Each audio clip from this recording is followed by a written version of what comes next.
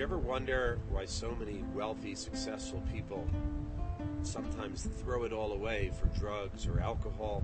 It's an amazing statistic. And Beverly Hills, which is the richest zip code in the United States, also at the same time has the highest rate of drug and alcohol abuse. I think if you really consider what is the mentality that drives that, it's this idea that I have to always have more until I reach the top.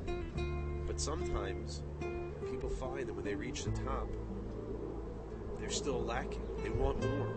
And so when an athlete or someone famous or someone makes a lot of money, they realize, I'm still empty, I'm still missing something. And if you want to dig down even deeper, I think the root of that is because we see ourselves as physical beings that have spiritual experiences in this world. In other words, my essence is that I'm a physical being, and I do everything to satisfy that physical being. I want to have the most money. I want to have the most experiences. I want to have the best cars. And if my car is not good enough, I want to have even better one. But in reality, Judaism tells us that we're spiritual beings put into this world to have physical experiences. And what does that mean?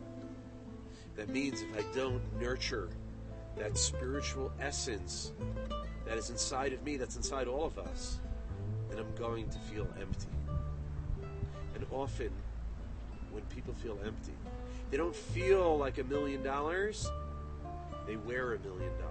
But if you don't feel like $1 million, I would bet it's often because you haven't filled your spiritual essence. And we as Jews have to learn that what is at our core, what is at our essence, is our soul. And on Yom Kippur, we speak about tshuva.